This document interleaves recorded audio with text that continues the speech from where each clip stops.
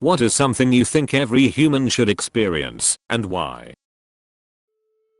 Stargazing out in the countryside, where there's no light pollution. On a clear night. Beautiful. Having a non-romantic friend that you can absolutely rely on and be yourself with. One that has your back, can call you out and always only wants the best for you. True friends like that are actually hard to come by and are worth their weight in gold. See the northern lights in action with your own eyes. You will be standing there staring, mouth agape. Everyone should feel love. Genuine, undying, unconditional love from the same person you love the same way. It's the most amazing thing in the world. I truly feel like a lot of the world's problems stem from people not being loved. Hunger. It's too easy to dismiss hunger in others if you've not experienced it yourself. Someone replied, at the same time I feel like to really understand this, you really need the doubt about whether it's possible to eat. I've done a 10-day fast before. You'd think that's long enough to really feel hunger, but I found the experience rather easy. Didn't eat a calorie for 10 days, but maybe the fact that I always knew I could shape that experience. Someone else replied, I've literally been so hungry I could feel my body eating my muscles. It's a terrible feeling. True friendship point, best feeling I have had so far in my life. Knowing that you are a part of a group, that everyone feels appreciated point, it's like a second family.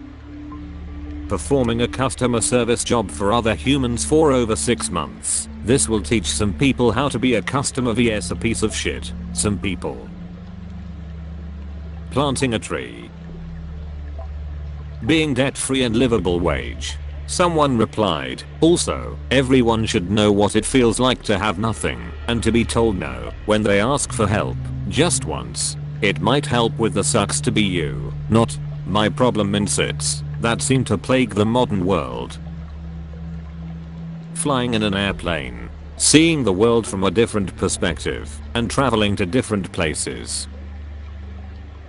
Realizing that you were wrong about some deeply held belief. Someone replied, I've learned to love when that happens. A whole new world opens up when you let go of a belief system that's no longer working. You learn so much and develop yourself. Listen to your conscience. Deep down you always know when you're full of shit. I've heard Jordan Peterson say things like always be stepping away from your previous self. Don't become a parody of yourself. I think it's good to go through phases and cycles in your life. Explore the extremes of one set of beliefs for a while. Then when you've exhausted that, explore the opposite belief system. Explore some hardcore David Goggins belief system. Then by next year be on to reflecting on the traumas of your past and developing more compassion for yourself. You need both the yin and the yang, or your personality becomes stale or directionless. You don't need to identify with a set of beliefs to explore them. A belief system will never be able to represent the complexities of a human's personality, but you can explore them to develop different aspects of your personality. To live without anxiety, depression and mental illness. A good childhood. Too many people's lives are ruined from not being loved.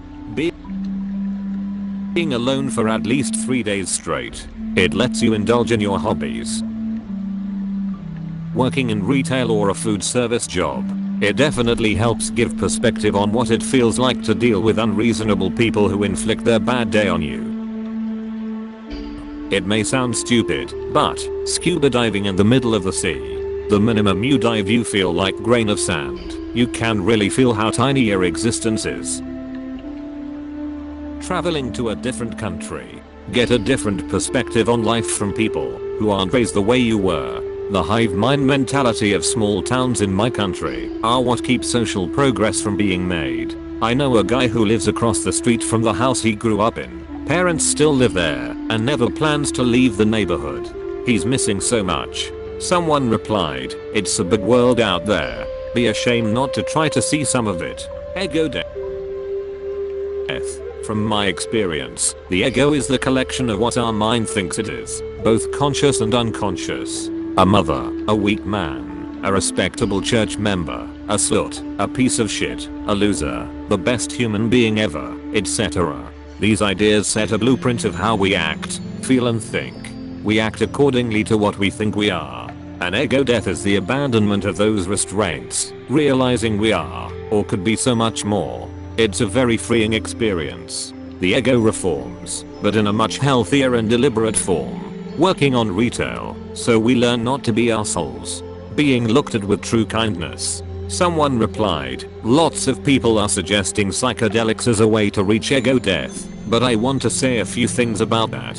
While I agree that psychedelics like acid or mushrooms will get you there, it isn't a sustainable method of reaching that state of mind on a regular basis. Psychedelics can show you that such a state of mind exists, and when you realize that you can reach that state of mind, you can then begin the work of reaching that state of mind through safer methods. I'm not knocking psychedelics, I enjoy them and use them from time to time in my own personal experiments, but they are so powerful it's overwhelming, and it's something you never get used to experiencing. I would caution anyone considering going this route that you should have someone you trust intimately to sit with you, someone who will not judge you in moments of vulnerability. A psychedelic experience is beautiful and scary because it can often bring out emotions and thoughts you are accustomed to keeping at the back of your mind, so it can make things complicated quickly. The role of your sitter is to both ensure your physical safety and also be a sounding board for your thoughts without judgment. The difference between psychedelics and meditation for achieving ego death is like base jumping from a cliff to reach your destination at the bottom, or choosing to take a long flight of stairs. The former is more exhilarating and immediate, the latter slower and more strenuous, but possibly more rewarding too for the effort you spent to get there. In my view, both methods have their uses, but psychedelics don't lend themselves well to repeated use, and if you wish to explore this state of mind more soberly, meditation is certainly the way to go. Regardless of how you get there, you will learn some valuable, possibly hard, lessons from the experience, and you will come out of it with a changed perspective. You may resolve to make actual changes in your life, but you should examine that soberly too. I hope all of you will be safe and experience awesome revelations in your own journeys. The love of a dog. Because a dog is one of the few things in life that is exactly what it seems. A long road trip with friends. It's a bonding experience being in a little metal box with a group of friends for hours at a time trying to get somewhere together.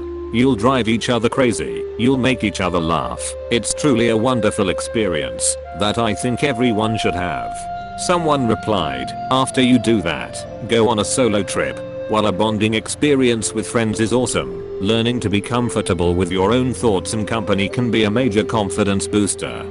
Plus, watching a sunset over a mountain range by yourself is one of the most relaxing and serene experiences you can have.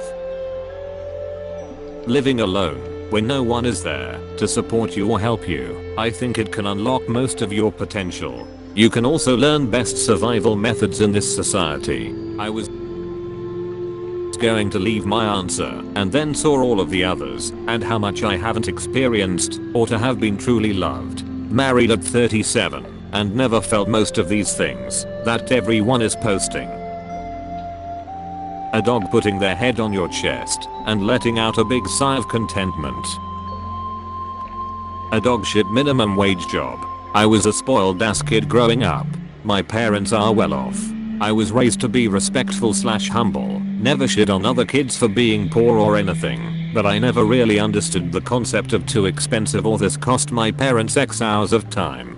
Granted, I never asked for designer clothing or anything nicer than a laptop, and my dad made enough money that the answer was usually an hour or less, but my parents' version of making me earn it was doing chores, and earning that amount of money in the real world would definitely be harder. Summer after my sophomore years of high school, my parents give me 1 week notice that they're cutting me off completely for the summer. Wish they gave me more heads up, but whatever. I managed to find a job as a dishwasher in a retirement home. Paid just under $7/HR after taxes. It was fucking hell.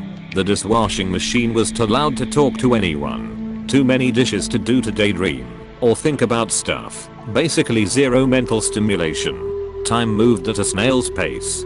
Hands hurt at the end of every shift from hot dishes and lots of chemicals. And I'd look around at the line cooks and realize, holy shit, this isn't enough for my pot. gas, and cell phone bill, and they are trying to provide for a fucking family on like less than twice as much money.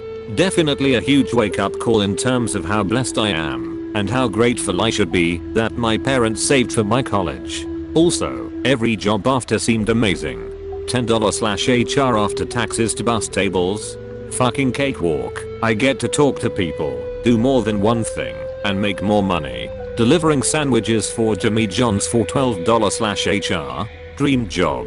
My white collar job I have now. Heaven compared to that even though it's stressful.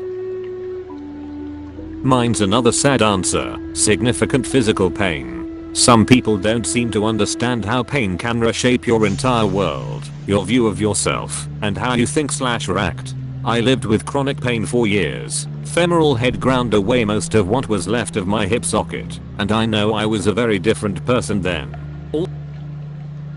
Almost die. It is a strange feeling to sit with afterwards. A breakup. I don't wish it on anyone, but I think it's something you need to experience. Someone replied, been through it twice, and I don't know how people can do it so much. Just twice about ended me.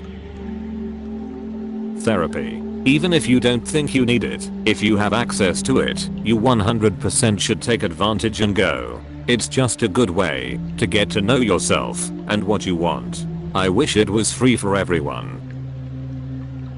Complete and total heartbreak. Nothing makes you get your shit together and become a more rounded person like someone you thought you'd spend your life with up and leaving.